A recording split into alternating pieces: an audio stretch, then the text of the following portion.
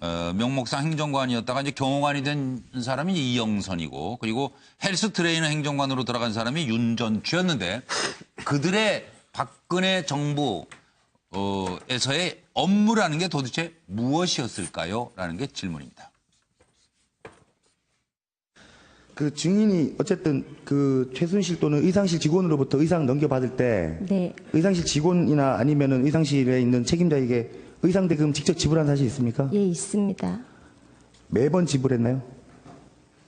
매번은 아닙니다. 그러면 몇 번 정도 한 것 같습니다. 몇 번 중에 몇 번 했다는 건가요? 정확하게 기억이 나지는 않습니다. 피청구인이 직접 저에게 주었습니다. 뭐 카드를 줬습니까? 현금을 줬습니까? 현금으로 받은 것 같습니다. 매번 처음에 현금으로 봉투를 받았습니까? 주셨습니다. 네. 봉투로? 네, 봉투로 받았습니다. 증인, 다른 부분은 기억나지 않는다라고 말씀하시면서 네. 돈 준 부분은 어떻게 그렇게 잘 기억해요? 왜냐하면 돈을 제가 최근에 또 주었습니다. 최근에? 네.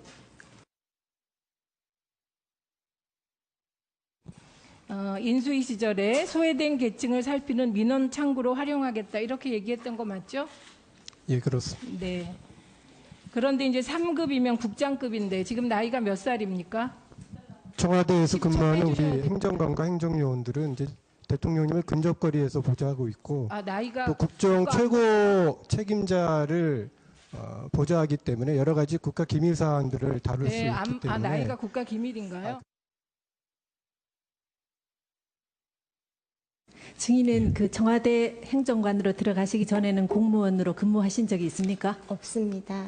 그러면 이제 저희가 생각할 때는 언론 보도에도 많이 나왔지만 그 이제 9급에서 출발해가지고 3급 공무원이 되기까지 최소 16년 거의 20년 이상을 근무해야지 3급 행정관이 된다고 하거든요. 네. 근데 증인이 이제 그 대선하실 때 대선할 당시에 운동을 좀 도와드리고 그 개인적인 업무를 조금 봐드렸다 해서 증인이 3급으로 되신 것에 대해서는 증인은 어떻게 받아들이셨습니까?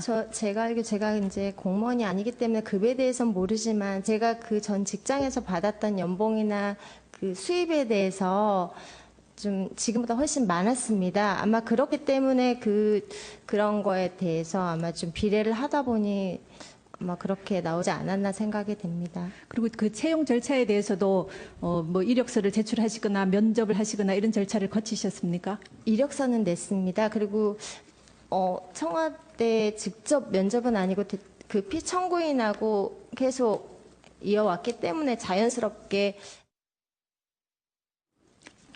말 그대로 공식적이지 않은 그 외의 업무들을 얘기하는 겁니다. 예를 들면 어떤 것들이 있나요? 예를 들면 뭐 의상을 뭐 가져오는 것도 그 뭐 작은 범주에 포함이 됩니다. 또 어떤 것들이 있나요? 그 외에 나머지는 제가 말씀드리니까 곤란한 양해 부탁드리겠습니다. 의상 가져오는 것보다 더 말씀하시기 곤란한 사적인 업무를 했다는 뜻인가요? 말씀드리기 곤란한 양해 부탁드리겠습니다. 옷 가지러 간 일만 보면 어떻게 보면 뭐 나의 업무다라고 얘기할 정도는 아닐 것 같아요. 그 정도는 그냥 원래 업무하면서 곁다리로 할 수 있는 일일 것 같은데 그걸 가지고 나의 업무는 피청구인 수행 업무와 비공식 업무 담당이라고 이렇게 얘기할 수 있나요? 글쎄요, 제가 업무를 일일이 다 말씀드릴 수 없지만 뭐 그렇게 말씀하시는 거는 부적절하다고 생각을 합니다. 정말 듣고 있기가 괴롭네요. 말씀드리기 곤란한 그런 일들에 쌓여 있다가 결국 감옥에 가 계신 거 아닌가 싶어서요.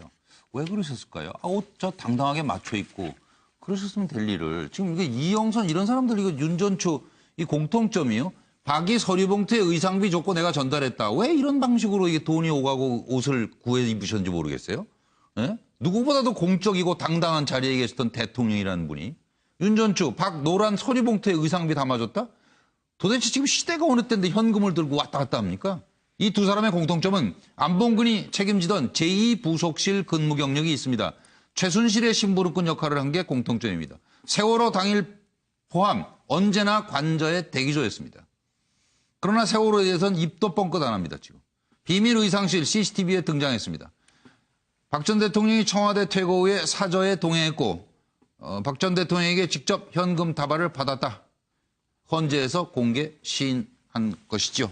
두 사람 업무가 뭐라고 간단하게 차재원 교수님만 얘기하시고 넘어갈까요? 예, 뭐 지금 뭐 그 판넬에 다 설명을 해놓았듯이 저는 뭐 아마 이 두 사람을 바라보는 어느 시각에서 바라보느냐에 따라서 약간 조금 이 뭡니까 역할이 조금 구분을 할 필요가 있다고 생각하는데요. 박근혜 전 대통령 입장에서 보면 이 사람들은 지밀이라고 볼 수 있겠죠. 지밀이라는 것 자체가 지극한 비밀이라는 뜻인데 이게 조선 시대의 그 궁궐의 그 체계상을 보면 이 지밀은 그러니까 이 내시부 환관들에게 속하는 것이죠. 그러니까 왕의 예, 곁에서 맞아요. 모든 것을 예, 그러니까 예, 의식주부터 모든 걸 다 예. 관할하면서 그렇죠. 왕의 아주 내밀한 것까지 다 아는 예. 그런 사람인 거죠. 그렇기 때문에 어떻게 보면 윤전추 씨는 지밀 상궁에 해당할 것이고 예. 지금 이영선 행정관은 상선이라고 하는 환관 중에서 최고 예.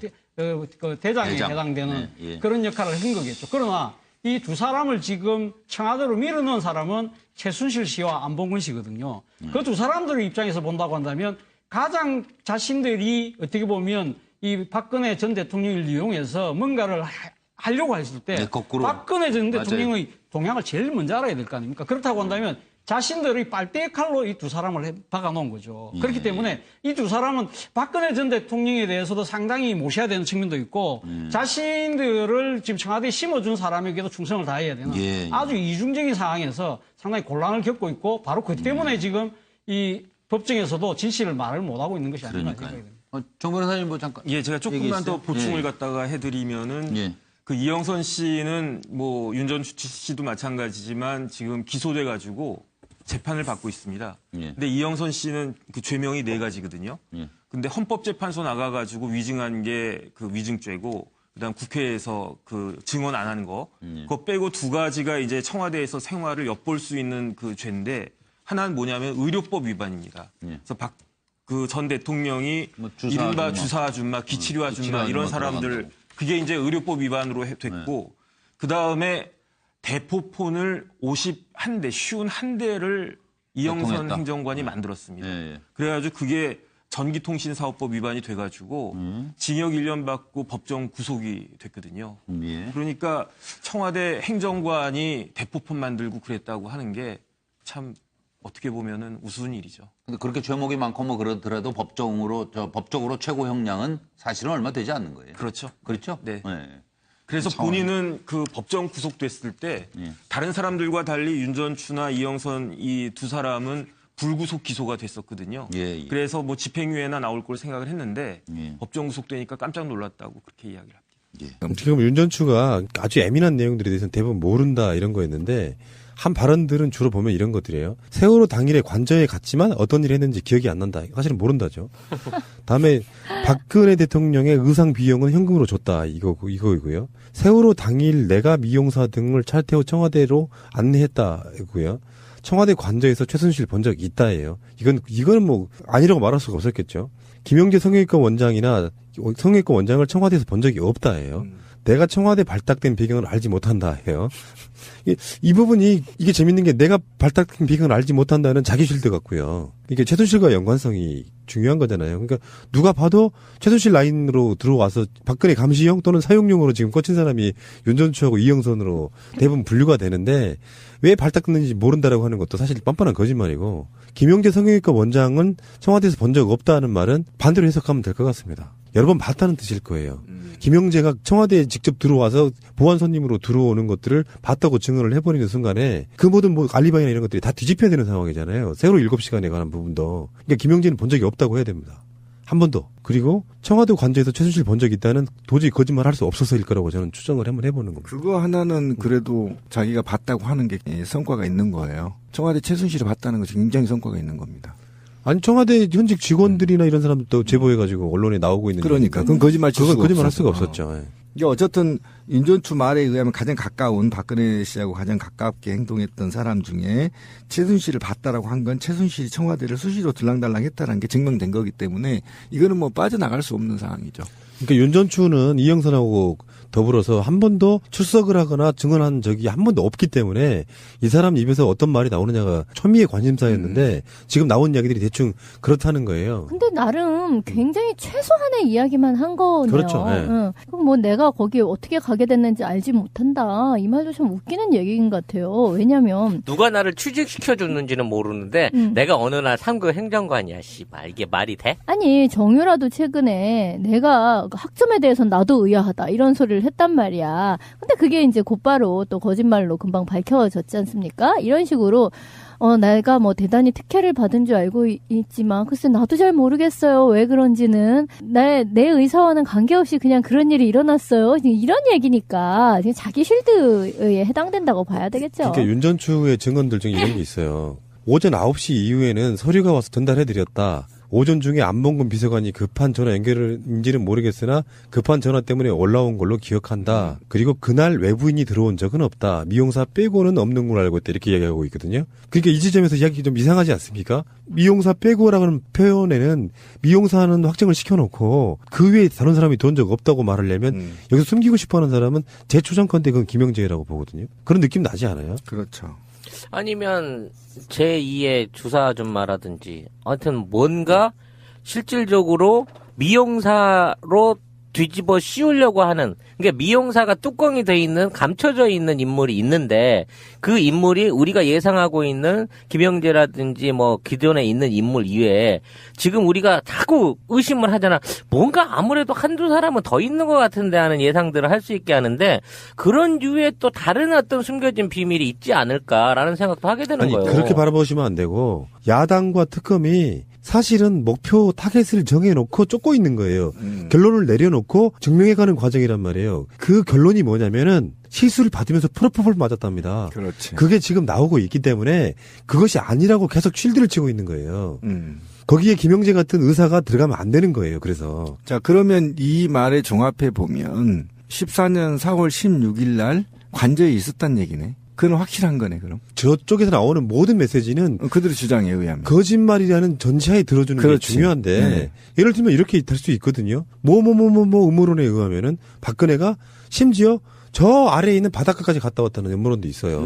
그러니까 그들이 말하는 것 중에 어떤 가설을 세워놓고 거기에 접근하기 위해서 이번에 청문회 할 때도 그랬잖아요. 야당 국회의원들 중에 모님께서 이렇게 말씀하셨다고. 세월호 7시간은 프로포폴 게이트라고 이야기를 했어. 그러니까 박근혜가 프로포폴 맞으면서 자느라고 세월호의 대응이 늦었다는 어느 정도 결론이 내려져 있는 상태입니다. 현재까지 나오는 정황으로는.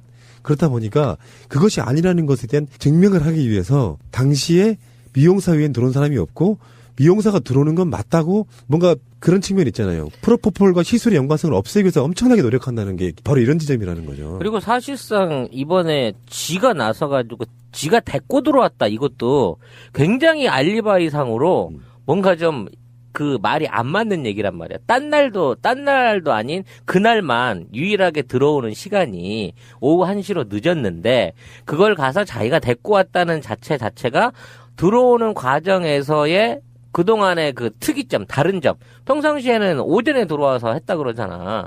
그거와 차이가 나는 점을 자연스럽게 희석하기 위한 아주 나름대로 열심히 머리를 짠 거예요. 얘네들 답변 그러니까 정유라 인터뷰도 마찬가지지만 어쨌든 지금 윤전추의 말도 굉장히 정제되어 있고 짜임새 있게 얘기를 했다란 말이에요. 그러니까 그렇다면 굉장히 많은 연습을 했다라는 거죠. 그러니까 미용 시술을 안 했다라고 박근혜가 간담회에서 기습적으로 발언을 했기 때문에 이게 박근혜 그다음에 최순실 윤전추 비서관들 모두가 다 어쨌든 그날 머리 손질로 늦었다라는 걸로 입을 맞추고 그다음에 미용 시술은 하지 않았다는 걸로 이미 그들이 프레임을 만들어 놓은 거예요.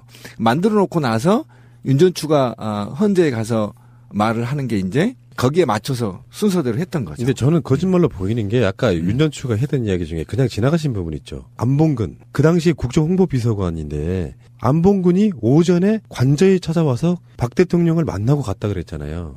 이것도 제가 보기에는 알리바이형이라는 거. 박근혜 알리바이형. 두 가지로 볼 수가 있어요. 세월호 7시간과 관련해서 안봉근이 만나고 갔다는 게 지금 윤전추 자체도 골 때리는 게 그날 4월 16일 날에 대해서는 대부분 기억이 안 난다 그랬단 말이에요. 근데 안봉근이 오전 관저에 와서 대통령을 만났다라고 이야기를 하면 대통령이 청와대에 있었다라든지 깨어 있었다는 증명 같은 그렇지, 걸 수도 그걸 있고 하려고 하는 거지. 그게 일 수도 있고 하나 더는 만약에 안봉근이 왔다 간 게 사실이라면 이런 거 있을 수 있잖아요. 전원 구조랑 관련이 있을 수 있어. 전원 구조가 됐다고 하니 하던 일정을 하십시오라는 그런 것도 가능하다고 보는 거예요. 어쨌건 이렇게 봐야 됩니다. 모든 언론들이 속보랍시고 막 뭘 띄워요. 그걸 기정사실화 시켜버리는데 지금 이영선은 안 나오고 윤전추만 나와서 증언하는 것들에는 뭐냐면 이영선 입에서 나와서는 박근혜에게 불리할 수 있는 증언 단 한 가지도 없을 거라는 생각을 한번 해보시면은 안봉근의 존재를 드러냈다고 하는 게 어느 날 갑자기 안봉근이 왔으니까 뭔가 있었을 거야가 아니라 전반적으로 야당이나 특검이 세워놓은 어떤 결론에 대한 가설에 대한 그걸 깨기 위해서 계속 뭔가 알리바이를 만들어내고 있다고 보시면 된다는 거죠. 윤전추가 모든 책임 같은 것을 지고 나와서 불리한 국면을 돌파하기 위해서 치밀하게 짜여진 프레임으로 박근혜 알리바이를 하나씩 만드는 역할을 하려고 나왔다는 거죠. 근무해야지 3급 행정관이 된다고 하거든요. 네. 근데 증인이 이제 그 대선 하실 때, 대선 할 당시에 운동을 좀 도와드리고 그 개인적인 업무를 조금 봐드렸다 해서 증인이 3급으로 되신 것에 대해서는 증인은 어떻게 받아들이셨습니까?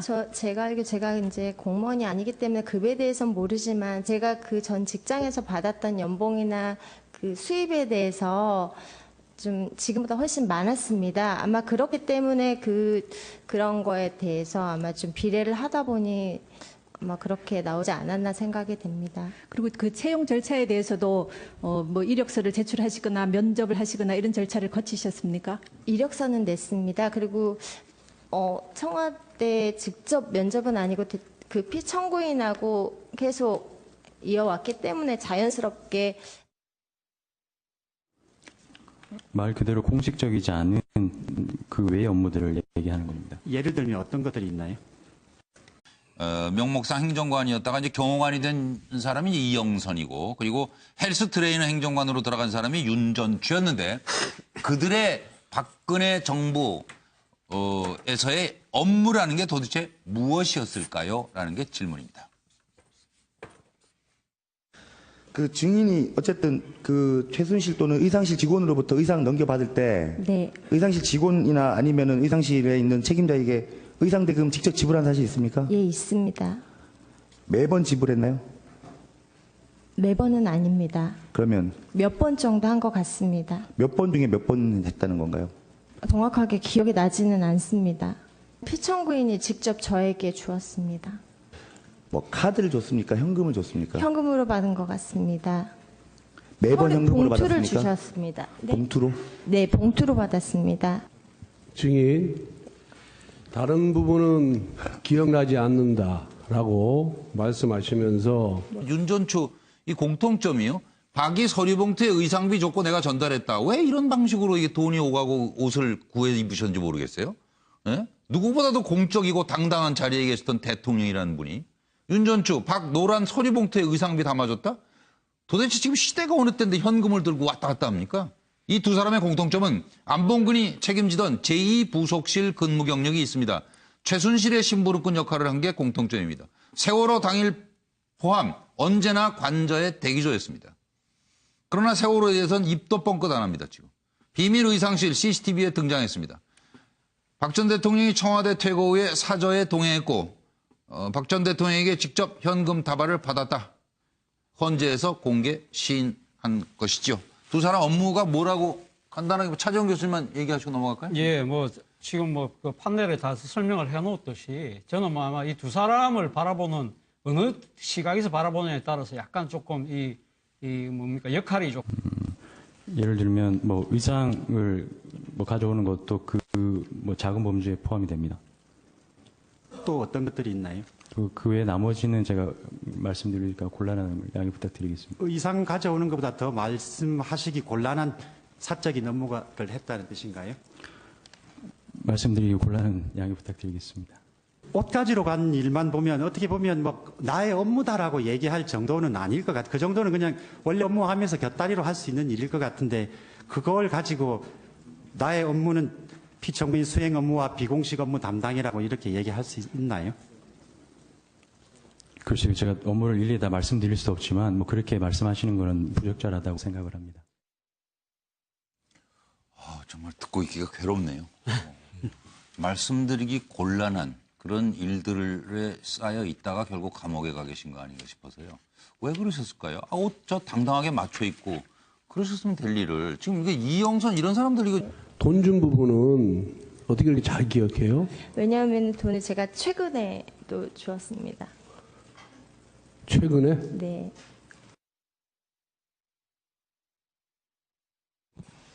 인수위 시절에 소외된 계층을 살피는 민원 창구로 활용하겠다 이렇게 얘기했던 거 맞죠? 예, 그렇습니다. 네. 그런데 이제 3급이면 국장급인데 지금 나이가 몇 살입니까? 청와대에서 근무하는 우리 행정관과 행정요원들은 이제 대통령님을 근접거리에서 보좌하고 있고 나이가 또 국정 최고 책임자를 보좌하기 때문에 여러 가지 국가 기밀 사항들을 다룰 수 있기 때문에 나이가 국가 기밀인가요? 증인은 그 청와대 행정관으로 들어가시기 전에는 공무원으로 근무하신 적이 있습니까? 없습니다. 그러면 이제 저희가 생각할 때는 언론 보도에도 많이 나왔지만 그 이제 9급에서 출발해가지고 3급 공무원이 되기까지 최소 16년 거의 20년 이상